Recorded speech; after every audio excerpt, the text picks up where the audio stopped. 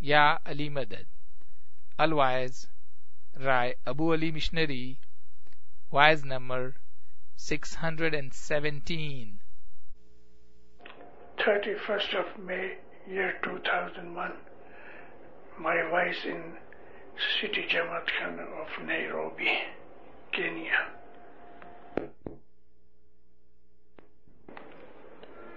یا علی مدد.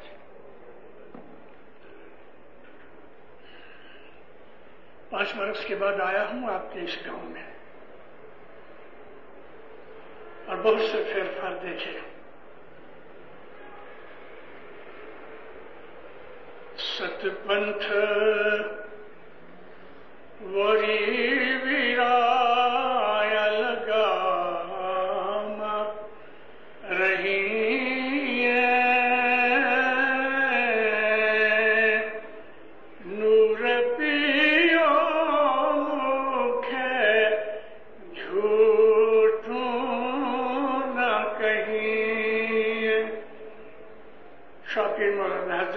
صلوات پر المؤمنون اللهم صل علی محمد و آل محمد. جب سے خدا تعالی نے اس زمین کے اوپر مذہب اتارا لاکھوں سال ہو چکے ہیں. مذہب کا نام اسلام رکھا. خدا قرآن میں یہ فرماتا ہے کہ ہر نبی کا دین اسلام تھا. عربی لفظ اسلام شاید نہ ہوگا, سنسکرت ورڈ ہوگا سناتن دھرم, ست پنتھ, اور بھی کچھ نام ہو سکتے ہیں, لیکن جو بیسک پرنسپل تھا وہ یہ تھا خدا تعالیٰ کی مرضی کے سامنے اپنے آپ کو سپرد کر دینا. یہ اسلام کا مطلب ہے. انگلش میں کہتے ہیں submit to the will of God. اس پر سے خدا تعالیٰ کا کہنا ایسا ہے کہ زمانے کے حساب سے خدا نے اپنے نبیوں کو دنیا کے اندر ہدایت کرنے کے لیے سرٹن گائیڈنس کے ساتھ بھیجا, اور وہ گائیڈنس ہر زمانے کے اندر لوگوں کی سمجھ بڑھتی گئی, سویلائزیشن بڑھتی گئی, کلچر پیدا ہوئے. اس حساب سے خدا تعالیٰ کی یہ ہدایت زمانے کے حساب سے بدلتی رہی اور ہر جگہ اس میں امپروومنٹ ہوتے رہے. اسلام دین کی جو آخری انسٹالمنٹ ہے, یہ آخری انسٹالمنٹ رسول اللہ محمد صلی اللہ علیہ وآلہ وسلم کے ہاتھ سے آج سے 1400 سال پہلے پوری کی. اور قرآن پاک میں اس بات کی شہادت ہے کہ آج میں تمہارے دین کو تمہارے اوپر نعمت کے طور پہ میں قبول کرتا ہوں, مکمل کرتا ہوں, کامل کرتا ہوں. تو یہاں مرتضی علی کی ڈکلیریشن کے بعد یہ آیت اتری اور اس کے بعد وحی کا سلسلہ بند ہو گیا. میں یہاں یہ کہنا چاہتا ہوں کہ اسلام دین جو تھا وہ یہاں مکمل ہوا محمد کے ہاتھوں. رسول اللہ نے زمانہ دیکھ کے جو چیزیں ہمیں بتائیں ان کے اندر پہلی چیز یہ تھی کہ خدا ایک ہے, وحدہ لا شریک ہے, اس کا کوئی بھاگیدار نہیں, خدا جیسا کوئی نہیں, خدا کا کوئی رنگ نہیں, روپ نہیں, بدن نہیں. خدا نور ہے اور زمین اور آسمانوں کے اوپر اس کا نور موجود ہے, اور اس کے نور سے محمد کا نور جدا ہوا اور محمد کے نور سے ساری کریشن ہوئی. یہ لوگ ہندو لوگ کہتے ہیں کہ گرو برہما نے ساری کریشن بنائی, وہ جھوٹے نہیں ہیں. اور وہی چیز محمد رسول اللہ نے کہا کہ خدا نے اپنے نور میں سے میرے نور کو جدا کیا اور میرے نور سے یہ ساری کریشن ہوئی ہے. ہم اسماعیلیوں کے اندر یہ جو کانسیپٹ ہے وہ عام مسلمان بھول گئے ہیں.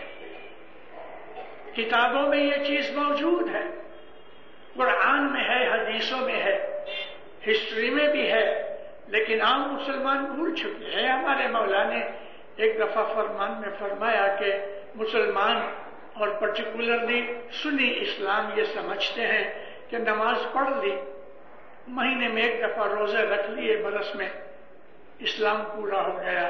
مولانا افضل امام کہتے ہیں ہم ایسا نہیں کہتے. ہم اسماعیلی کیا کہتے ہیں کہ اس دنیا میں انسان آیا ہے تو کوئی مقصد لے کے آیا ہے. ہماری پیدائش کا کوئی مقصد ہے. خدا اس بات کا ہمیں جواب دیتا ہے کہ میں نے جنوں کو اور انسانوں کو اس لیے بنایا ہے کہ وہ میری تابعداری کرے، میرا کام کرے، میرا حکم مانے. وما خلقت الجن والانس الا لیعبدون، نہیں بنایا میں نے جنوں اور انسانوں کو سوائے اس کے کہ وہ میری عبادت کرے. عبادت کا مطلب یہ ہے حکم ماننا، غلامی کرنا، وہ جو کہے وہی کرنا. اپنی مرضی اس کے اندر نہیں ہونی چاہیے. اگر ہم نے اپنی مرضی اس میں شامل کر دی تو اس کا مطلب یہ ہے کہ وہ پورا نہیں ہے. اگر مولا کہتا ہے بیٹھ جاؤ تو بیٹھ جاؤ، اگر مولا کہتا ہے کہ کھڑے ہو جاؤ کھڑے ہو جاؤ. اگر مولا نے کہا بیٹھ جاؤ تو کیوں بیٹھے، میں کھڑے کھڑے اچھا ہوں. اگر یہ جواب ہے تو پھر پوری ختم ہو گئی. کمپلیٹ سبمیشن یہ اسلام ہے. اس میں ہماری دلیل، ہماری عقل، ہماری مرضی، ہماری آرزو نہیں ہونی چاہیے. مولانا امام سلطان محمد شاہ فرمایا، یہ دوپہر کا وقت تھا، ساری جماعت بیٹھی، ایسا فرمایا اس وقت دن ہے لیکن ہم کہیں کہ یہ رات ہے تو تم اس کو قبول کرو کہ یہ رات ہے. کیونکہ ہم رات یہ سمجھتے ہیں کہ سورج ڈوب گیا تو رات ہو گئی، لیکن امام نے کہا کہ رات ہے تو کوئی مقصد ہے. رات کا مطلب اندھیرا ہے، اندھیرے کا مطلب اگنورنس ہے. اندھیرے کا مطلب یہ ہے کہ جو آدمی بیوقوف ہے، نادان ہے، کچھ نہیں جانتا، اس کے دماغ میں اندھیرا ہے. تو کس مطلب کو، کس ورڈ کو، کس کانٹیکسٹ میں امام استعمال کرتے ہیں وہ امام بہتر جانتا ہے. مولانا سلطان محمد شاہ نے ایک دفعہ بیت الخیال کے فرمانوں کے اندر یہ فرمایا، اور یہ پرانی ہماری بیت الخیال کی خانگی فرمان کی چھوٹی سی کتاب تھی، اس سے چھوٹی تھی، بٹن والی کتاب تھی، آج تو ملتی ہی نہیں ہے. ان فرمانوں میں ایک فرمان ہے، مولا کہنے لگے کہ حافظ شیرازی ایران کا ایک فلسفی تھا، یعنی فلسفر تھا، بہت بڑا خدا تعالیٰ کا چاہنے والا تھا، نیک انسان تھا. وہ کہتا ہے کہ اگر تیرا مرشد یہ کہے کہ مصلی کو شراب میں بھگو کے اس کے اوپر بیٹھ کے نماز پڑھو تو اپنے دل میں شک پیدا مت کرنا کہ شراب تو حرام ہے، حرام کے چیز کے اندر میں اپنا مصلی کہتے ہیں جس پہ بیٹھ کے نماز پڑھی جاتی ہے. اگر شراب حرام ہے اور مرشد کہتا ہے کہ اس شراب کے اندر مصلی ڈبو کے اس پہ بیٹھ کے تو نماز پڑھ تو آنا کانی مت کرنا، مرشد جو جانتا ہے وہ تو نہیں جانتا. یہاں مجھے ایک چیز یاد آئی، 1000 سال ہو گیا،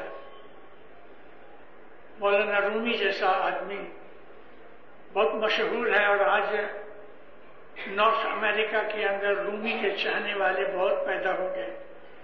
سینکڑوں کتابیں رومی کے اوپر نان مسلمانوں نے لکھی ہوئی ہیں.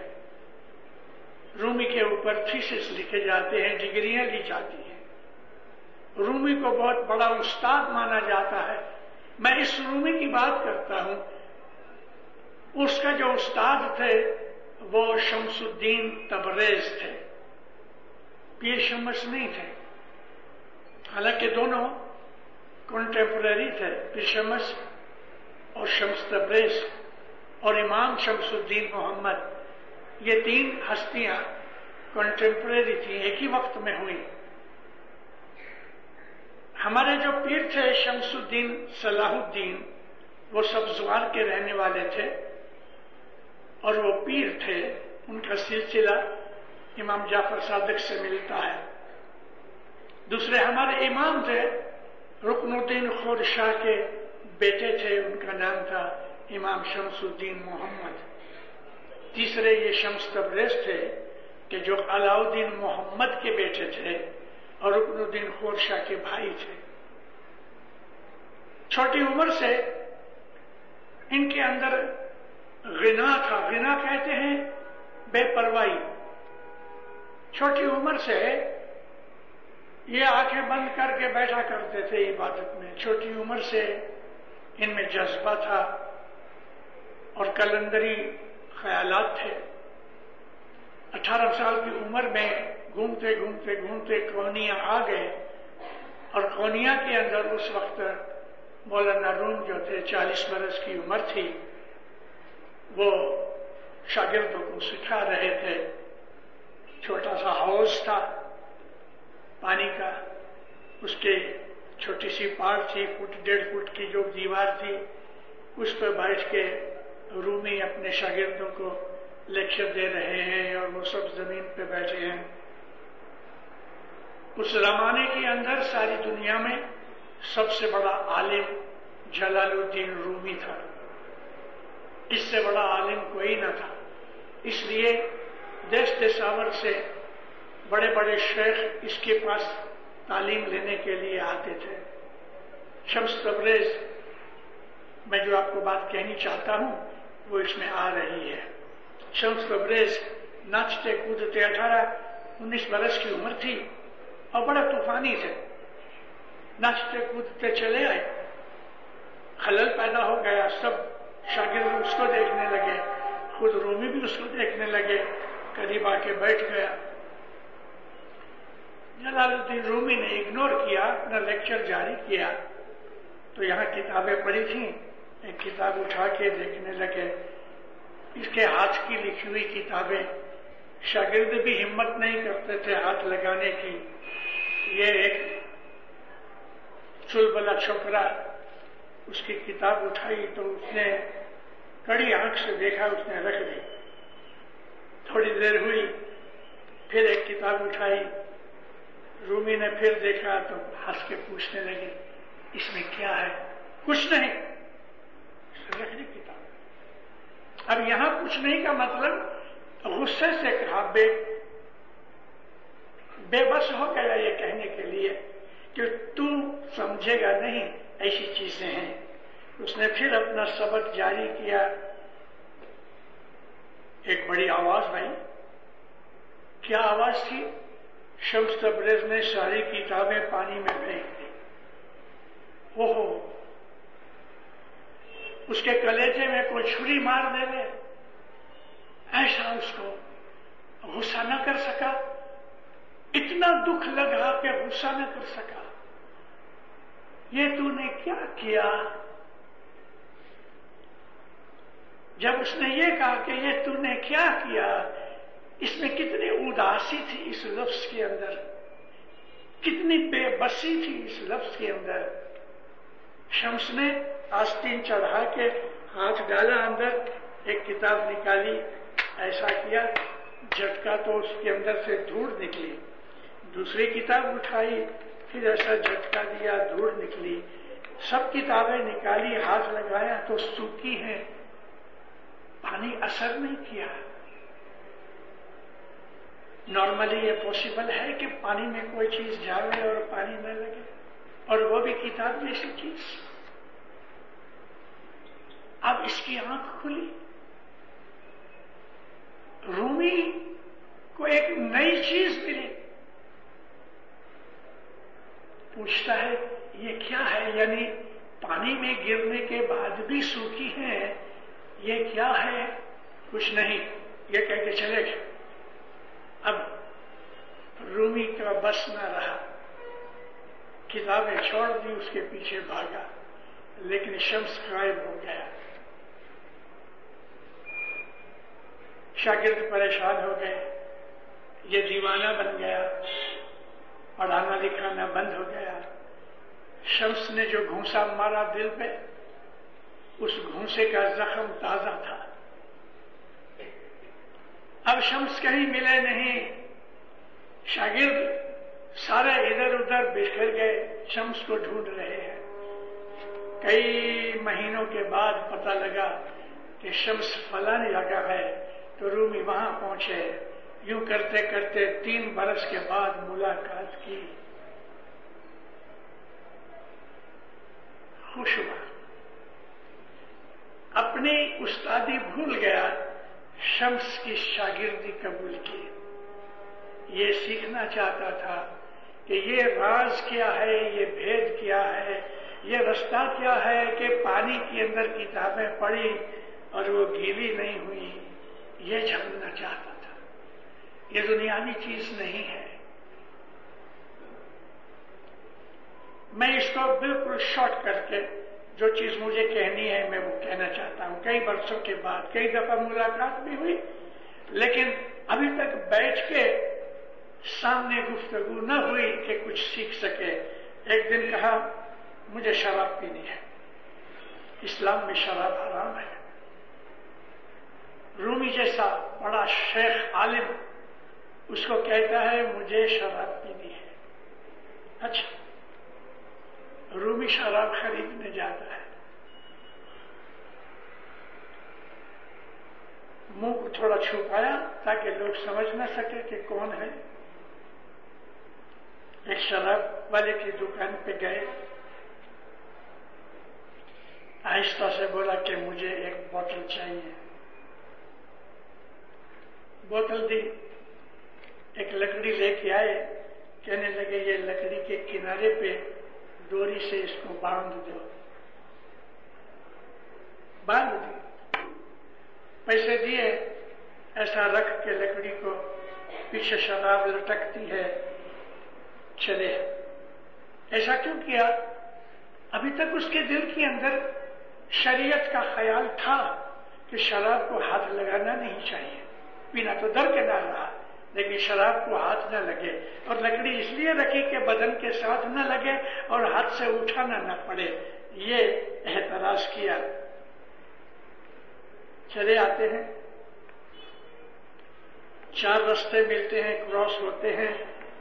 رستہ کراس کرنے گئے، وہ ڈوری ڈھیلی ہو گئی، بوتل گر پڑی، ٹوٹ گئی اور شراب کے بھبکے نکل گئے، بدبو پھیل گئی، لوگ اکٹھے ہو گئے، بھاگ نہ سکے۔ کسی نے منہ نوچا تو ارے جلال الدین رومی، اب مانو اس کو اس کا کیا حال ہوا ہوگا۔ اگر اس وقت زمین پھٹ جاتی تو سما جاتا، اپنی عزت کو بچانے کے لیے اس کو آبرو کا زیادہ خیال آیا۔ مرشد کا حکم ماننے سے یہ زیادہ رہا کہ میری عزت رہے، اور مرشد جو ہے وہ ملیا میٹ کر دیتا ہے۔ مرشد جب تک کہ مرید کو خاک میں نہیں ملا وہ مرید تیار نہیں ہوتا۔ ہم لوگ بڑے خوش نصیب ہیں کہ ہمارے ساتھ یہ سلوک نہیں ہو رہا، امام کی بڑی رحمتیں ہیں، میں آتا ہوں اس کے اوپر۔ اب اس کا حال کیا ہوگا؟ نگاہیں نیچی ہیں، آنکھوں سے آنسو بہ رہے ہیں، بدن کانپ رہا ہے۔ عین اس وقت یہ 18، 20، 25 برس کا لڑکا جو کچھ بھی عمر تھی، لوگوں کو ہٹا کے کلندر تھا، لوگ ہٹ گئے۔ کیا ہے کیا ہے؟ یا حضرت رومی شراب پیتا ہے۔ پیندے کے اندر تھوڑی سی شراب پڑی تھی، 2-4 چمچے جتنی رہ گئی۔ شمس تبریز نے اٹھایا اور لمبا سانس لے کے جیسے کوئی خوشبو نہ سونگتا ہوئے ایسا جو سونگا، ہنس کے کہتے ہیں ماشاءاللہ کتنا اچھا گلاب کا روح گلاب ہے، عرق ہے۔ لوگ سونگ رہے ہیں، ارے یہ تو گلاب کا عرق ہے، یہ تو گلاب کا عرق ہے، سوری معاف کرنا، گستاخی معاف کرنا، لوگ بکھر گئے، چھن بن ہو گئے، مرشد نے آ کے عزت بچا لی لیکن خود بھاگ گیا، بھاگ گئے، وہی جدائی واپس پیدا ہو گئی۔ میں یہ کہنا چاہتا ہوں کہ اگر کوئی بچے کو اسکول بھیجا جائے اور ماسٹر اس کو یہ سکھاوے کہ 3 اور 2 5 ہوتے ہیں، اور وہ کہے کہ نہیں 3 اور 2 5 نہیں 6 ہوتے ہیں 4 ہوتے ہیں، تو وہ لڑکا سیکھ سکے گا؟ جو استاد کو چیلنج کرتا ہے وہ استاد سے زیادہ عقل والا ہے، وہ سیکھ نہیں سکتا۔ پیری مریدی کا سب سے پہلا اصول یہ ہے کمپلیٹ سبمیشن۔ یہی خدا تعالی کی ذات پاک ہم سے یہ مانگتی ہے، جس کو ہم دین اسلام کہتے ہیں، کمپلیٹ سبمیشن۔ ہم سب نے حضرت امام کی بیعت کی ہے، بیعت جو ہے وہ کمپلیٹ سبمیشن کا قول ہے۔ ہم نے امام کی بیعت کر کے اس سے پرومس کیا ہے کہ تیرا حکم مانیں گے، تیری اوبیڈینس میں رہیں گے، تو وہ کہتا ہے اگر یہ بات ہے تو میں بھی وعدہ کرتا ہوں، پرومس کرتا ہوں کہ اس دنیا اور قیامت کے اندر میں تمہارا ہاتھ پکڑوں گا۔ جیسے ہم نے وعدہ کیا اوبیڈینس کا، ایسا ہی اس نے وعدہ کیا ہے پروٹیکشن کا۔ یہ ہے کانسیپٹ آف بیعت۔ بیعت کا جو اصول ہماری جماعت کے اندر ہے وہ دنیا میں کہیں نہیں، اور ہم سب نے بیعت کر کے اسماعیلی مذہب کو قبول کیا ہے۔ یہ دین اسلام ہے مگر شریعت کے اوپر ہے۔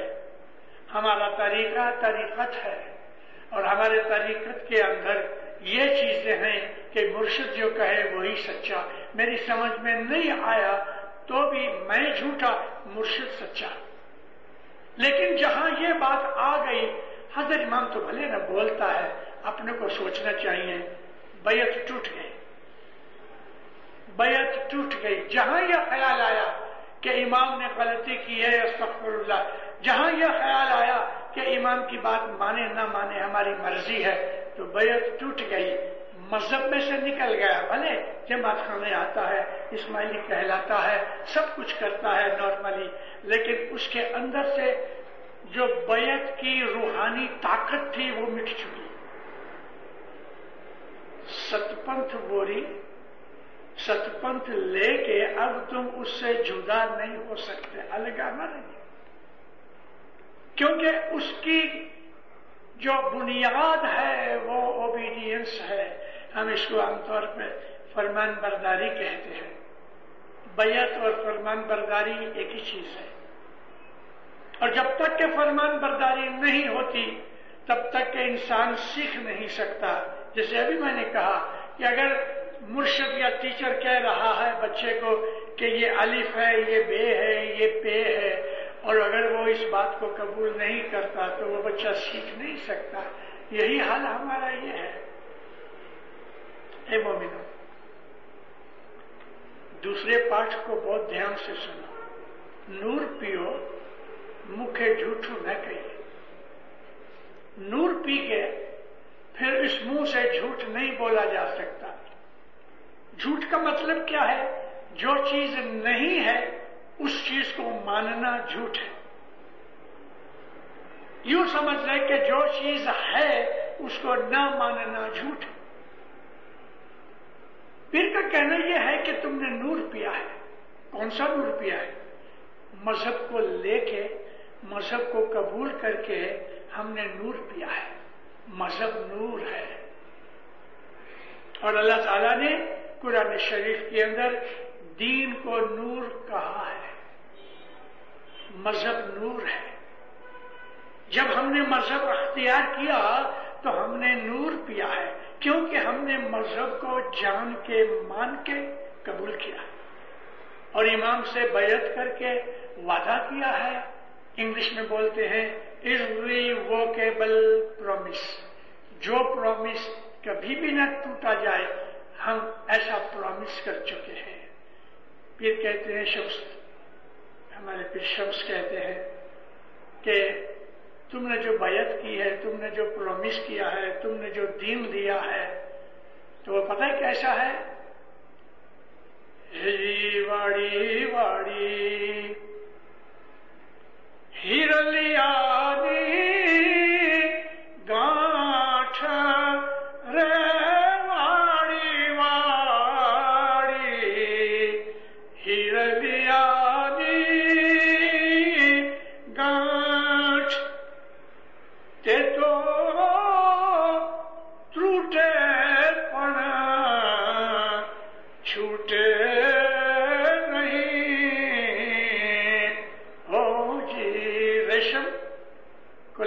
گانٹھ لگاؤ، اچھی طرح سے مضبوط کرو، اب یہ گانٹھ کبھی نہیں کھلے گی.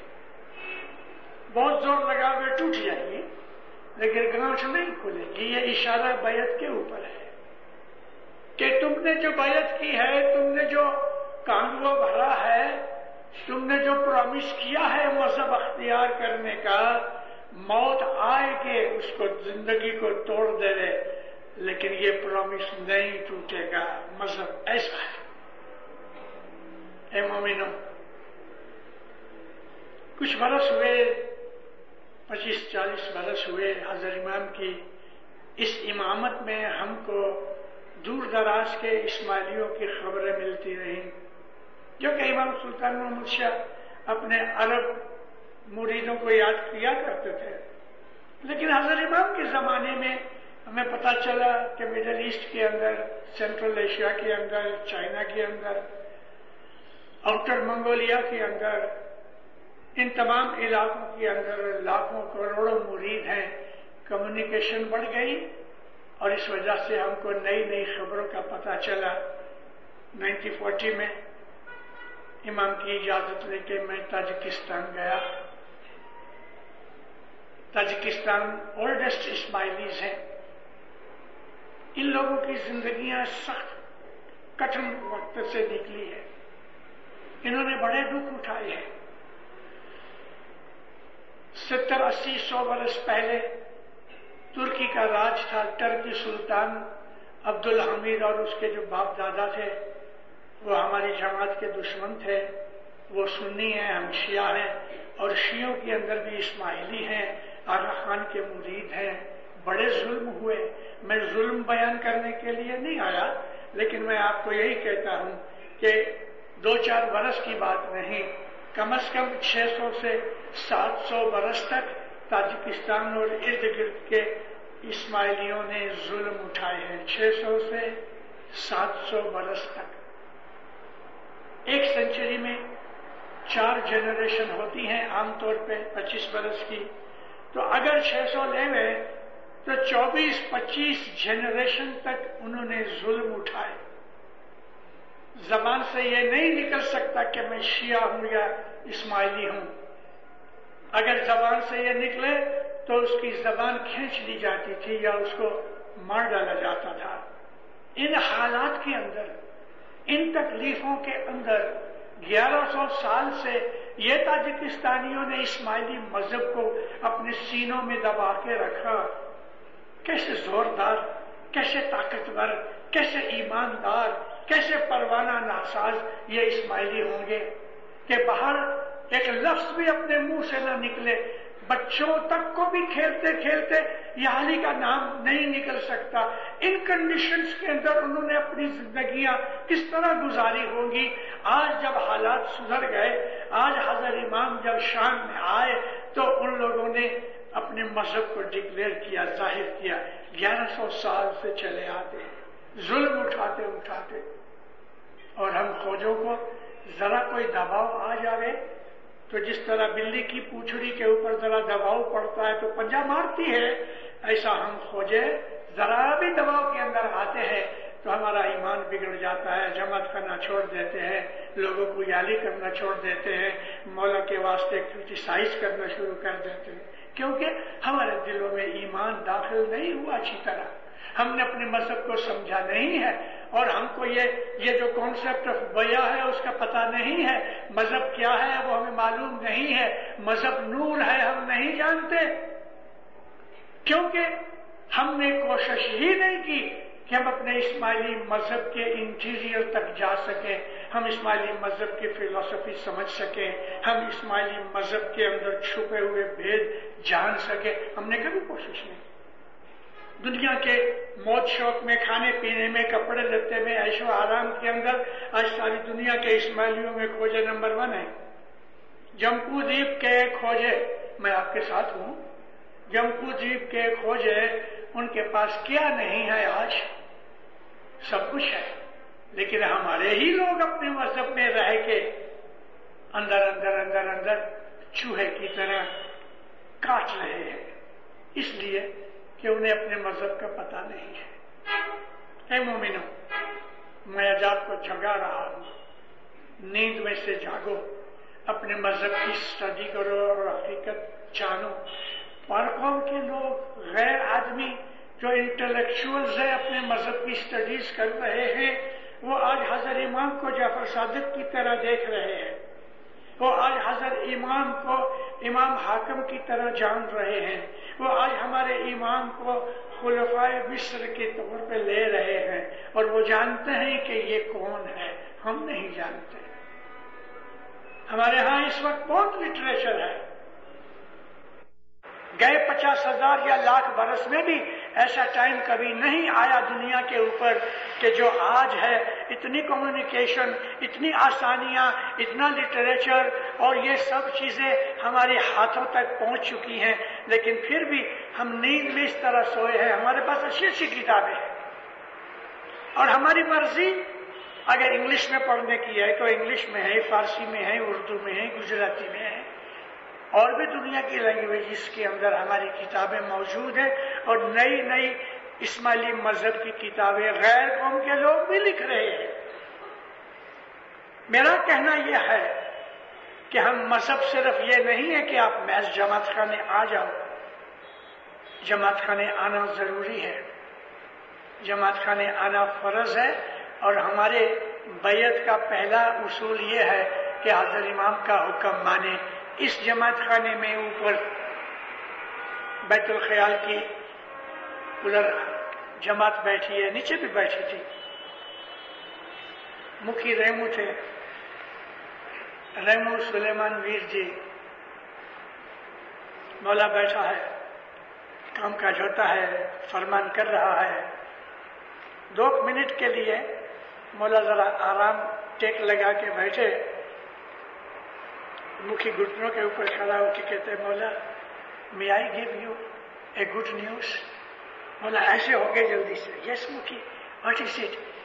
کہ خداوند آج کل جماعت خانے کی حاضری بہت اچھی ہو گئی ہے. اوہ، مولا کو کوئی ہمارے یہاں پتہ 649 کی لاٹری ہے، 20 ملین ڈالر ملتے ہیں $1 سے. تو کیسی لاٹری لگ کے کیسا آدمی غریب خوشی ہو جائے. مولا کو جیسے کوئی بہت بڑی چیز ملی. فوراً مولا کھڑے ہو گئے، مائک پکڑ کے سب کہتے ہیں، میرے مکھی نے مجھے کہا آج کل میرے مریدوں کی، میرے روحانی بچوں کی جماعت خانے کی حاضری بہت اچھی ہو گئی. سب فرمایا، میں اتنا خوش ہوں، میں اتنا خوش ہوں کہ اس سے زیادہ کوئی چیز مجھے خوش نہیں کرتی جب میں یہ سنتا ہوں کہ تم روز جماعت خانے آتے ہو. اب منہ ڈھیلا ہو گیا. مولا کہتے ہیں، جب میں یہ سنتا ہوں کہ تم جماعت خانے نہیں آتے تو اس سے زیادہ دکھ دینے والی مجھے اور کوئی چیز نہیں. تم نہیں آتے مجھے اتنا دکھ لگتا ہے کہ اس سے زیادہ کوئی دوسری چیز دکھ نہیں دیتی. محض جماعت خانے آنے سے اس کو اتنا سکھ ملتا ہے ہماری طرف سے، اور پھر بھی ہم نہ آویں تو کیا ہم مرید ہیں یا دشمن ہیں؟ حضرت امام کو دکھ دینے والے ہیں ہم لوگ یا سکھ دینے والے ہیں؟ بیعت کر کے، فرمان ماننے کا پرومس کر کے وہ یہ کہتے ہیں تم جماعت خانے جب آتے ہو تو اس سے زیادہ مجھے کوئی چیز خوشی نہیں دیتی، اور جب تم نہیں آتے ہو تو مجھے اس سے زیادہ کوئی چیز دکھ نہیں دیتی. تو اب ہم اپنے من میں سمجھیں دینداروں، سوچو کہ میں حضرت امام کو دکھ دینے والا ہوں. میری بیعت، میری عبادت، میرا پرومس، میری عاقبت، میری زندگی کس کام کی کہ جو میں حضرت امام کو دکھ دوں؟ نہیں دینداروں، ایسا نہیں ہونا چاہیے. ہم کو ادھر کی سیکیورٹی کی تھوڑی تکلیف ہے، ट्रैफिक की तकलीफ है, डिस्टेंस की तकलीफ है ना। लेकिन ताजिकिस्तानियों ने 600-700 बरस जो तकलीफें उठाई, उसके सामने आपकी ये तकलीफें तो कुछ भी नहीं है। हम जमात खाने ना आवे और मौला हमारा इंतजार करे।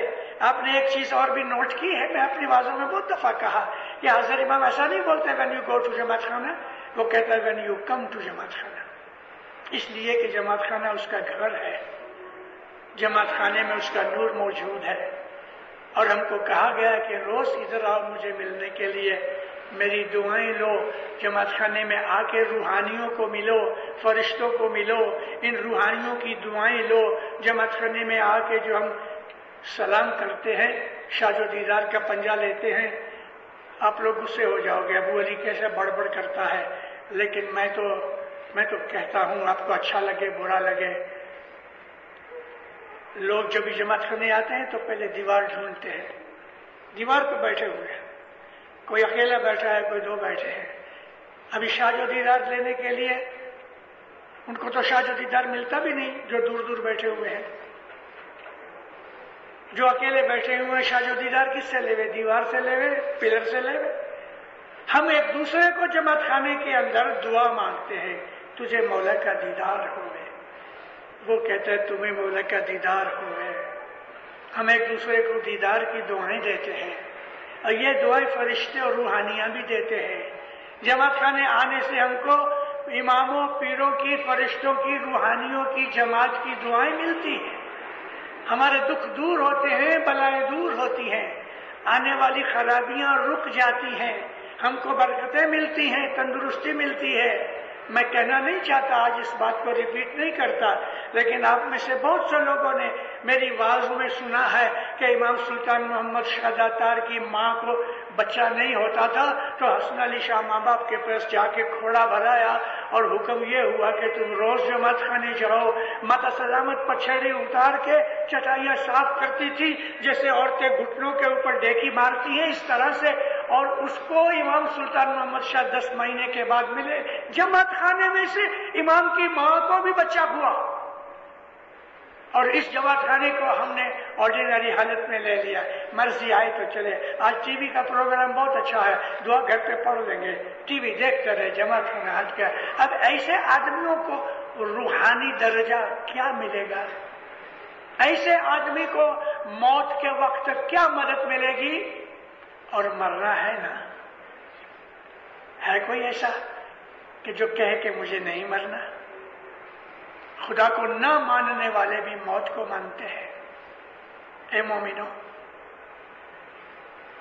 जमात खाने रोज आओ, जहां तक बन सके नजदीक बैठो।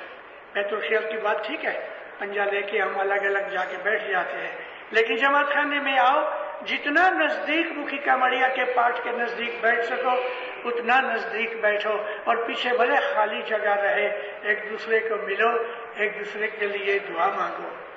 हम नूर पीते हैं, मजहब हमारा नूर है, गिनान नूर है, फरमान नूर है, वाजों में नूर है, नियाज की प्याली में नूर है।